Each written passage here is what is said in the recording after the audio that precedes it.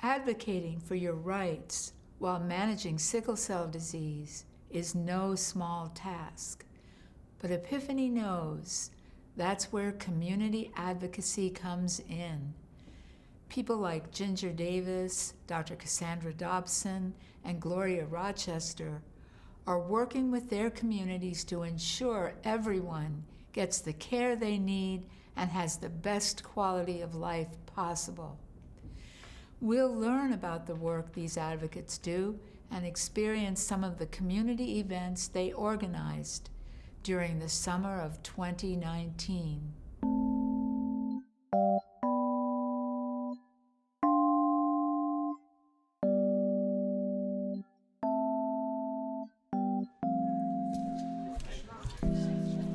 Next, I would like to bring up Gloria Rochester, who represents one of the many community-based organizations for sickle cell disease.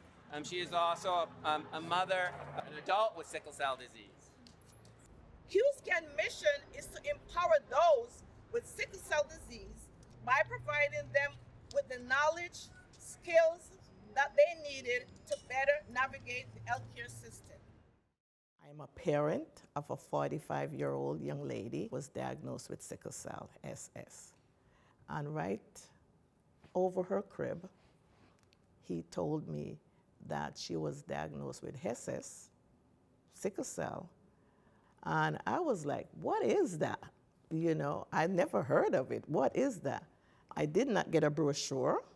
I did not get a counseling. I was like blown away. I don't know what to do. Where do I go? What do I do? So I left the hospital, got in my car. I went to the library in Jamaica and Merrick Boulevard and asked for some literature on sickle cell because no, I want to educate myself on sickle cell and what that is. I said, I have to really get to parents and really get to see what other parents are going through. My daughter came home one day from school and she said to me, Mom, my friend that I sat on the bus with that sit next to me, I asked her, where was she for the week? She did not come to school. And she said to her, she was in the hospital. And she said to her, what was wrong? She said, sickle cell. My daughter said, me too. It was so funny what she said. So I quickly write down on a paper and say to her, I put it in an envelope, put it in her bag, please give to her mom and let her mom call me. I was really looking for people. I was looking, I couldn't see in your eyes that you have sickle cell, and I was just looking for people out there. And sure enough, the mom called me and we talk about, you know, sickle cell and things like that. And I moved forward to another person that I met, and she had two sons with sickle cell. We started now on a Monday, our own coffee table and cake, and to really come up with ideas. This was these three people, myself and the other two person, and to see where we're going with sickle cell. Who out there have sickle cell? What is going on with sickle cell? And I took it further when I understand there was no money of funding for sickle cell. So I took it on myself. It was on a Tuesday. I understand in Albany, New York, in the state capital, is where you advocate, and Tuesdays, different organizations could come up and go to their legislator and speak about what their issue were. So I did that, and I met the late Assemblywoman Barbara Clark. She said to me, please come down into my district and educate me about what sickle cell was. And what I did, I put a packet together of literature. So I did that to Assemblywoman Barbara Clark. I called her office, make an appointment, and I went in with my brochures and educate her. So this really started out my basement. People started to hear about us because now we're getting referrals from the hospital. People are hearing about us and they come into us. We are families. We are families. I'm a parent and a parent who has their child. That's what we are families. And we still call that today that we are families. And maybe you can both talk about what you do, but you could jump in too with, because you know all We would this. rather her to, Yeah. yes, than we She follow can- her. yes. Because what happened is We're this, all that gonna be she's following going to her. tell her story. Yes. Some of the story true. that we want to get It's out so there. true. Yes. Yes. I'm so proud of her. I was so excited to hear this. Like we just had this event, World Sickle Cell Awareness Oh, Day, this is which is great. the Shine the Light on Sickle Cell. That's the campaign we're using now to really get that out there, to shine the light. So we just reaching out to all the outlets that can help us to put that out there. And it all Shine the light on sickle Yeah. cell. Shine the light This on is sickle great. cell. So maybe we just all, we have a tendency to keep filming in between too, so we might have gotten a few things. I saw him Yes. So yes. come on, That's why I let's took the figure shine the out light how we're out. all gonna sit. I just want to piggyback on Miss Samuels. And I knew Miss Samuels before. Someone sent you an email that there's a young lady out there who is accepted at NYU and she needs some money. She's fundraising. So I say to her, pull her in, just like this. I said, pull her in, meaning make an appointment with her. I said, pull her in. And when this lady come, they had the appointment and she walked in. I said, but I know her. I just gave her a big hug and I said, I know her. And I said, no. What we try to do, we try to pride ourselves.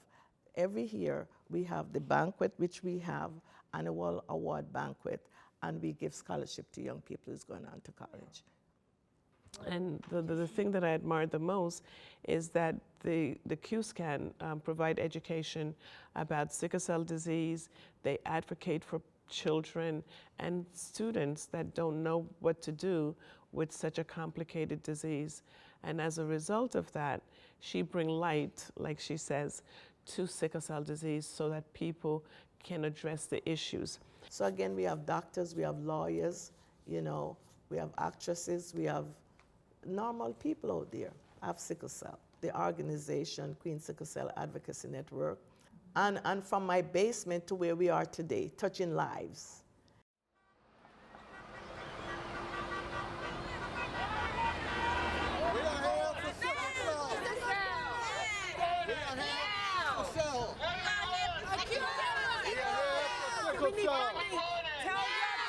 Tell your state local. We want funding.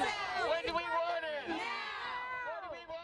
When I come back each year and I see some friends that are not here, either because they're in the hospital or because they're in the grave, and that's why it's so important for us to come out and for us to support each other.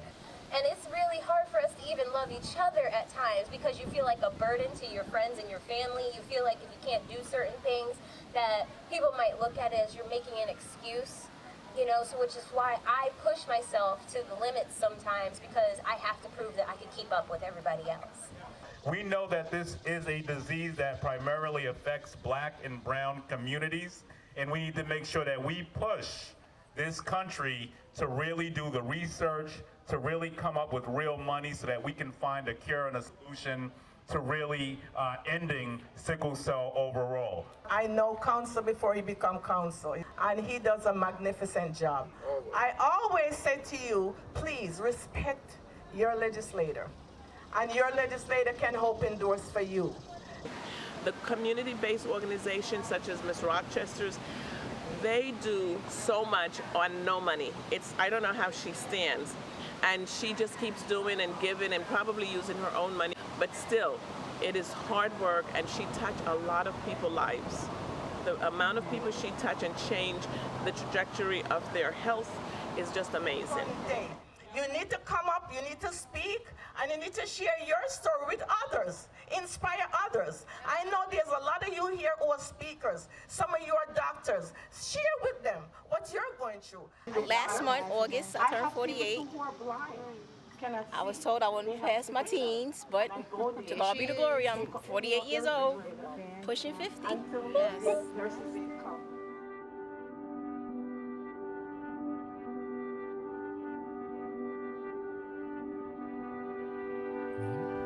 Good morning. Thank you for having me, the council. It is my honor just to tell you who I am. I'm a nurse with sickle cell disease. I also have a doctoral degree because I had to go back to learn about this disease so that I could help what I saw in the hospital. But I lived most of my childhood in a hospital with other sick kids. And that's where I met Dr. Francis and Dr. Dees. And these are big, well-known doctors who are hematologists. And they found out that I had sickle cell disease. So from that, I became interested in what I had and what it was. And I had the best doctor in the world, Dr. Francis, who was a pediatrician when I met her. And I stayed with her until I was age 45 because I didn't want anyone else to take care of me. But what she did was, which was amazing, is that she went back to become internist that took care of adult patients.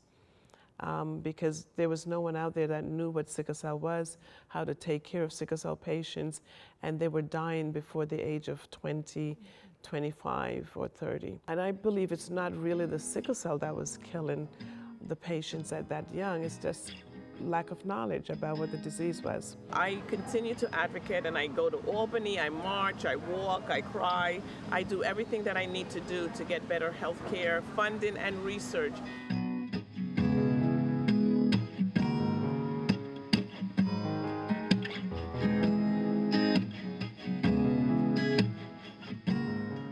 I got diagnosed at the age of 2 and was fortunate to be put into comprehensive care at Long Island College Hospital, which was torn down for its property value. This bill that has been languishing in the state legislature since 2011 is egregious, and we need to have the Assembly and the Senate take this to the floor, vote on it, pass it, and for the governor to allocate the $3 million in the budget for 2020. SC disease. I became an advocate at 8 years old. After, again, hearing the story about my older brother, Mark Anthony, who died when my mom was 6 months pregnant with me. We were the classic 2 out of 5 children that were born with sickle cell disease.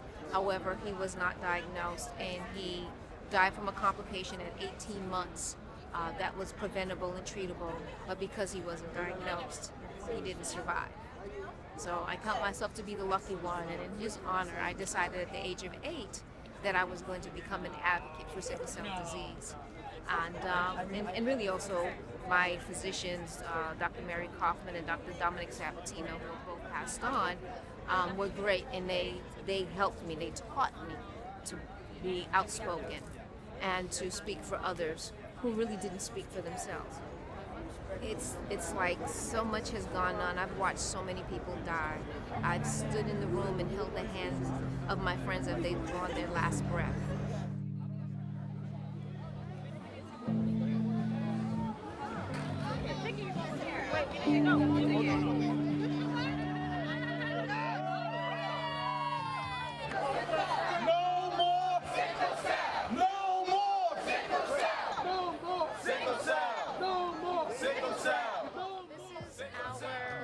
Biggest fundraiser of the year, the SCTPN Walk for Sickle Cell Education.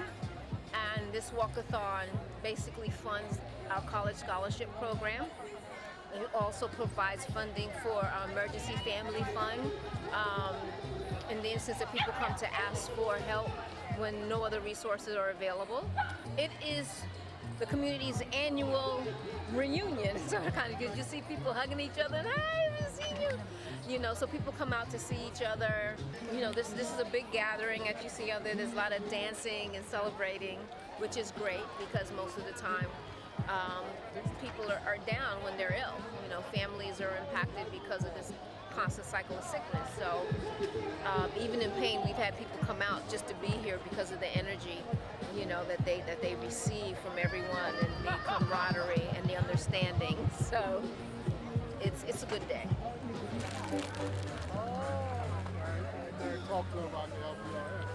I want to try.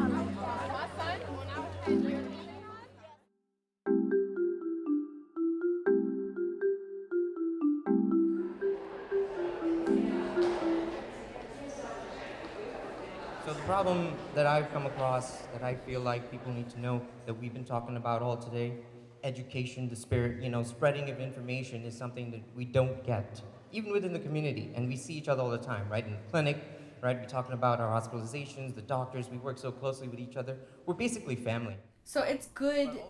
It's good to go to these events to see what's going on, and also that now we need to put in for another bill and go to the courthouse and see how can we get more funding for sickle cell. So see how it's starting to log jam? These guys, they all have feet on them, and that's how they stick to the endothelial cells. Oh, those little, okay. They're little, Yeah. that's what we call them. Yes. What about my Hispanic patients, or my African American patients, or my Asian patients?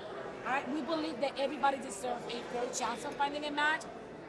We just need to help educate the community so we can find more people to register. Yeah. And a lot of people don't register. There's a need to educate people about their rights. A need for people to be able to speak for themselves and know that they can turn to a community organization and get backup. Hi. How you doing? You gonna walk for sickle cell today? Here you go. This is for your snacks. With the adorable baby. Yes. Oh! All of it. Oh. All right, y'all, I'm out. All right, Tiffany, it was fun. Hello. Nice meeting y'all. Yes. Hey, I'm leaving, boo. Okay, I'll see you. I was wondering if you could talk about your dreams for the future. My dreams are for when I become more established in the entertainment field, to bring together all those people with sickle cell so we can group together to make more stuff happen. Like once in a while there'll be like a benefit, or there'll be like small different things, but to consistently keep up on the advocacy of sickle cell and normalizing it would help. Other dreams, my theater company and we want to have a accessibility dance class where people of all mobilities and ages could come and just be normal and dance like everybody else. Hold space for everybody. Oh my God, I want to wine. Turn it on.